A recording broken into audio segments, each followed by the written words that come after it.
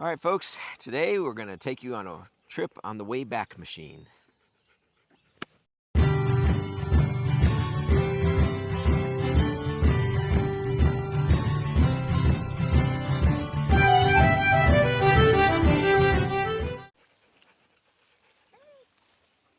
Hi, Dolly. Hi, Coco. Hey, everybody, welcome back to the Renewed Homestead. Ben, Denise, Loki, Dolly, Coco, Mama 1, Mama 2, and Baby. Everybody's in today. So Denise is asking, what do we mean Wayback Machine? We got to reminiscing about, so long ago when we rolled over the hill with the 3 dogs and the 2 cats, and we looked at this place and said, what a wreck. Because literally where we're standing, those weeds, we couldn't see what we were buying. But that, we were reminiscing about that and got to thinking,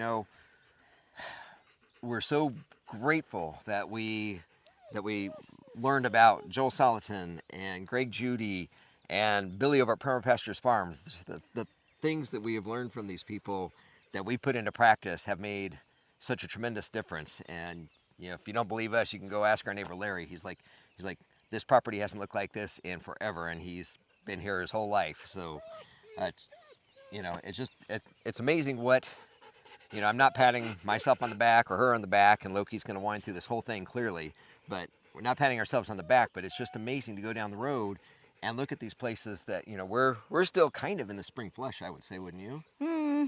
We're at the tail end of spring flush. It's still raining. We're still getting a lot of growth. I mean, you can see the stuff's, it's higher than my knee right here. And there's folks down the road, they're almost down to dirt. I mean, they're not doing what we're doing. And I tell her frequently, you don't know what you don't know. And sometimes it gets a little frustrating. It's like, well, why are you doing it that way? You're spending money making hay and rolling it, and the fossil fuels to do that. Then you're putting it up. Then your fossil fuels to get it back out to the animals. You don't have to do all that. There's a shortcut. But anyway, we'll get into that a little bit here. Well, and I wanted to there were questions that I had when we first started on this venture, and so I thought this might be a really cool video to kind of talk about some of the benefits of rotational grazing and things that I didn't quite understand until we started rotationally grazing. So let's get into that. Yeah. All right, as we always say, no matter the weather, you still got to take care of things, and we're here to take care of you because it's starting to rain on us. Yes. That's okay. Gets the bugs away. So one of the questions that I struggled with when we first started learning about regenerative agriculture, and when we first put our animals on the land, was I don't understand how you can have this huge pasture and have them eat everything down. It didn't make sense to me. And then I started really looking into it. And obviously, going to Greg Judy's and going to Joel Salatin's, but Greg Judy really answered this question for me. So I want you to bear with me for a second. I want you to watch a video. It's a 35-second video, and I want you to count how many times Dolly moves in this video.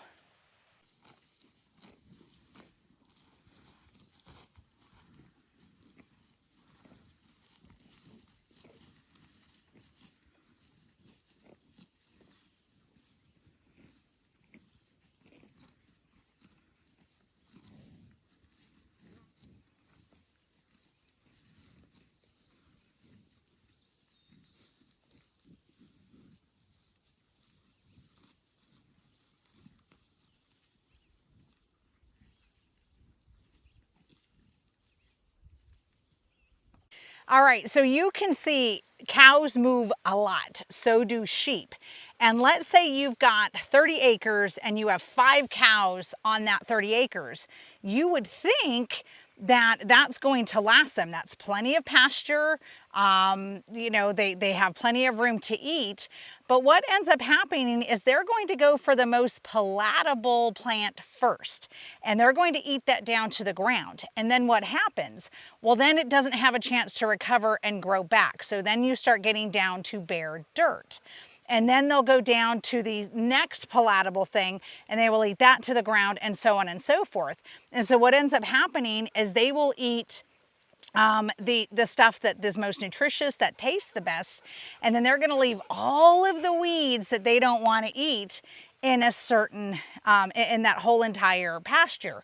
So by rotationally grazing, not only do you control that, so you only allow them to eat down for so long, so let's say a day or two, sometimes you move them twice a day, it just depends on the forage and the time of year. Well, and the number of cows. And the number of area that they're cows, in. exactly. But so then you have to pay attention to the grass, and then you see, okay, they've got it down. You know, it's not to the dirt, but it is down. And you'll have 3 stages. So you have what you would call, and this is part of our pasture, a lot of this is still healing, but you'll have like, this would be considered grandpa or grandma grass. Yeah. It's, you can see, it's got a seed head on top. It's grown, I mean, this thing is, what, over a foot tall. So, yeah, grandfather grass. Yes, and then you'll have what you would consider Yep. teenage grass. You're out of frame. So you got the grandfather, you got the teenage, you've got the tips on it still short. Yeah, and then, you know, baby grass would be something that's just coming up. This is a little tall for baby grass, but you can get an idea. You can see where they nip the end off of that. Exactly. So it's like first growth, and then the next stage is the teenage grass. The next stage is the grandparent stage grass, is what they call it. And they're going to go for that stage 1 and stage 2 all the time. And by moving them, you don't allow them to get it down. You get it down, you keep it at just about stage 2, feed it down, between stage 1 and stage 2 really. You move them, and then that can grow back because it's not eaten to the ground. So that leaf, there's still leaf on that grass. It can take the power of the sun, it can recover, it can grow back. If they overgraze it, well, the leaf's gone, and you know it needs that sun, it needs oxygen, it needs rain, it cannot recover, so it takes that much longer to grow back. So that is how you can take 5 cows, put them on 30 acres, and not ever move them, and have the pasture mowed down in just a matter of a couple of months. Yep. Yeah. It didn't make sense to us either, but yeah, as you saw the rotating, and when we were out at Joel Salatin's a few weeks ago, you know, he went through, he had moved his cows. The area where we were in, where the chickens were that day, the day before the cows were there, and he went through carefully and found a blade of grass that you could see the green part, and just a very light green. It was probably almost a half an inch long. He's like, that's the new growth that happened between the time we moved them and the time you're standing there. That's one day. I mean, that's pretty incredible how fast that comes back. But exactly. all from solar energy. Right? All right, so we brought you up a little bit higher here, and we're at the top edge of our Upper pasture. Well, upper pasture. Yeah, we still, you know, the forest on back there, that's part of ours too, but this is the cleared area. This is where our animals are being rotated, hence the fence lines. But, you know, we just wanted to show you we're up here. We just want to show you, we don't often bring you up to this area, and you can see the grass. I mean, the cows were in here 2-3 days ago, right? 3 days no, ago? it's been, because they were down below. I think it's been about 4 or 5 days. Well, no, they're in that one, so no more than 4 days. They were up here, and they didn't even need all that down. But rotating them through as well, eating that grass down, they will also go through and eat the weeds, and that's where the rotating different animals through comes into play big time. It's been a little frustrating for me here lately, because we moved the cows down near the house. Lawnmower's broken. There's all this tall grass and stuff. It's like, well, we can go through with the weed whacker or whatever until I get the mower fixed, but feed it to the animals. Free food, you know. The cows went through. They wouldn't eat the broadleaf stuff, and then they decided to escape, so we had to bring them back up into their normal area. Bring the sheep and the goats through. They're not eating the tall grass. They're eating the broadleaf stuff. Well, they're eating the seeds on the tall grass, not the tall grass. Yeah, that's true. But yeah, you know, using the different animals together, you know. Cows go through first, then you bring the sheep and goats through, because they're going to want more of the broadleaf stuff. The cows are going to want more of the grass, and it works together. And then your chickens. And then, and then the chickens to scratch through and make sure you break up the parasite load. But as he's saying, you've got a paddock, right? Well, they're going to go through and eat the most palatable first. That's what ruminants do. Hey, you go for the good stuff when you go to Golden Corral, right? Oh yeah, because we go to the Golden Corral. I don't think they have any here. Yeah, they do. Down in Marion. That's okay. I don't need to know. Pass. So, and no offense to anybody who likes Golden Corral, I just don't. But so they'll go for the palatable, but then they will also eat down some of those weeds and other things that aren't as palatable in that area.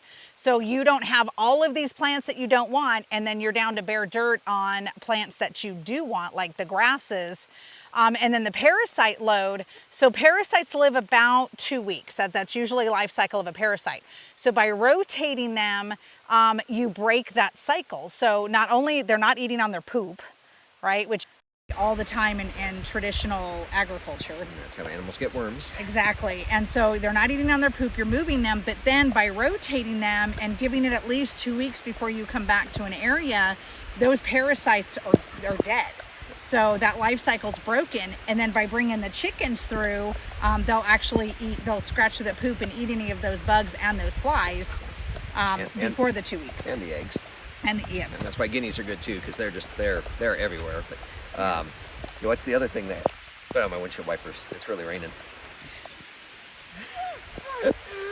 But what is the other problem with eating things down to bare dirt? What we got going on right now? It's raining. That's true.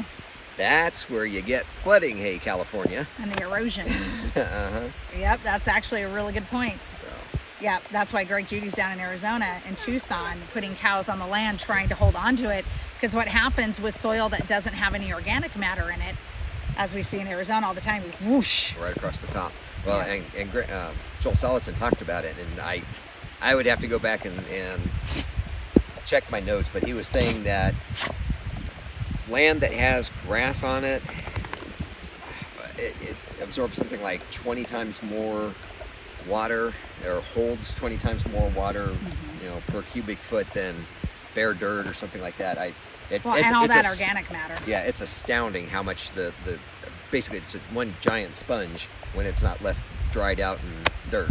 Yes. So, all right, one last view change. Just figured you would enjoy the mountains, the Blue Ridge Mountains. As it's raining, we're gonna get this thing closed out before we rode away. I mean, I'll just cake, because salt cakes, but she's sweet, she'll melt. So.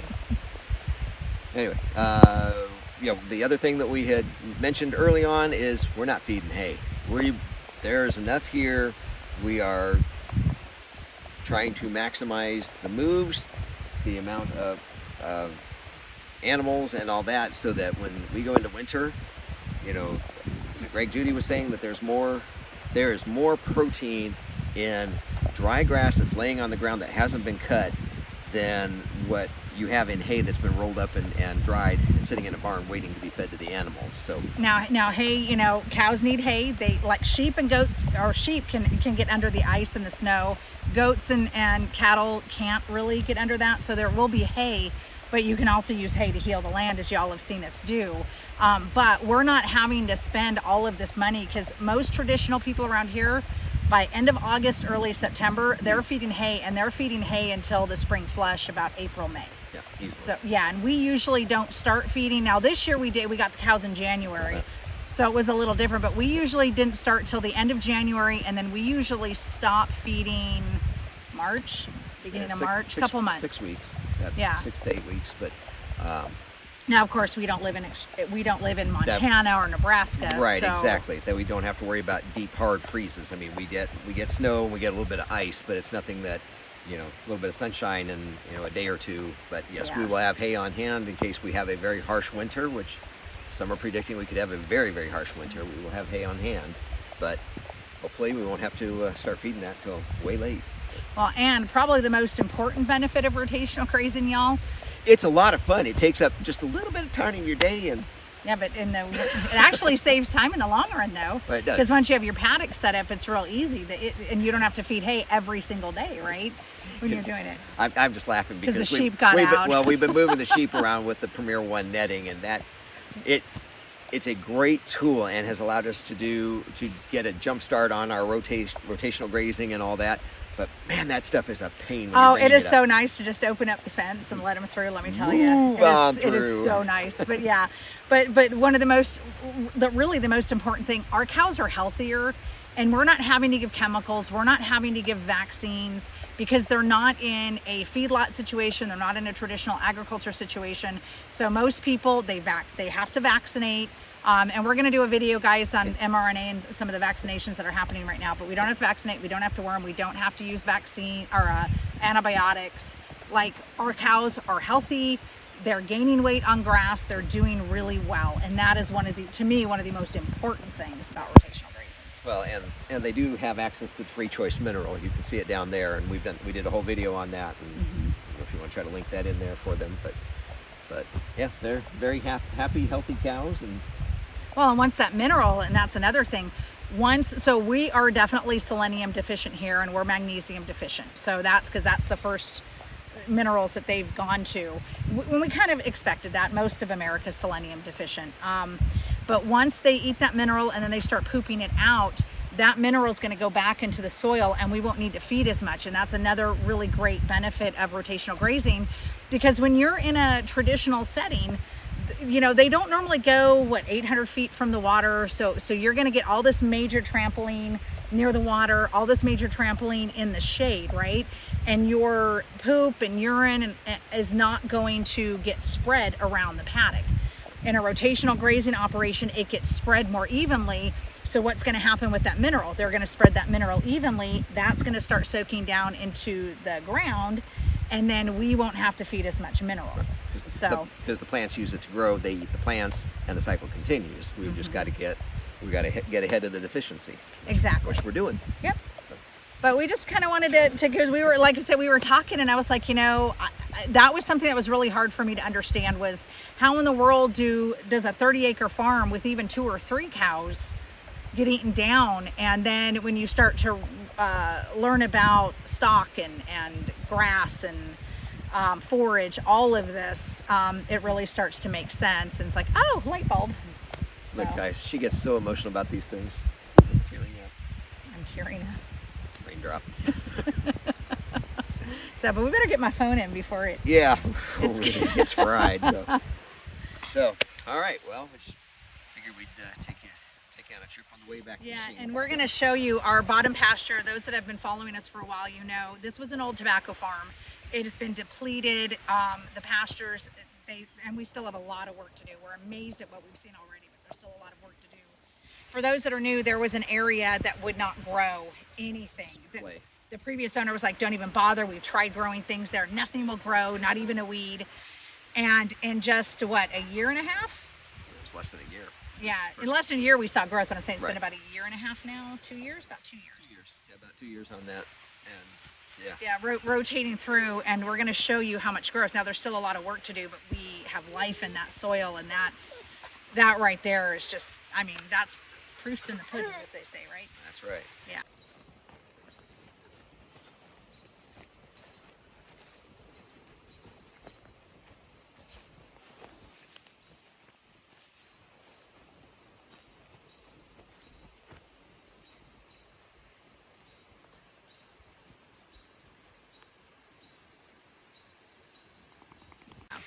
Speaking of pudding, I think I just stepped in some cow pudding. No, you did not. Wouldn't surprise me, but as Colonel Potter would say, son, that's a tiptoe through the tulips for me. Does anybody know that reference? Yeah. Put it in the comments if you know what that reference is. All right, folks. Well, I think we should wrap it up. Yep. Okay. Well, Wasn't supposed to rain. It's June 1st. I can't believe we're halfway through the year already. Crazy. Yeah, I know. So, all right. Well, again, you know, put in the comments if you know that reference. Let us know if you got plans on getting animals, doing rotational grazing. If you're doing rotational grazing, did you ever go to your great-grandparents' farm and did they do any rotational grazing? I don't know. My great-grandfather didn't, but he didn't have a whole herd of cows. He was a corn farmer. So anyway, all right, folks. Well, hope you are well. Make sure you go check out our website, renewedhomestead.com, at our shop. Get your hoary knives. It's planting season. That's the best tool you can find. All right, take care, everybody. God bless. We'll see you on the next video. Bye. Bye-bye. Loki says bye, too.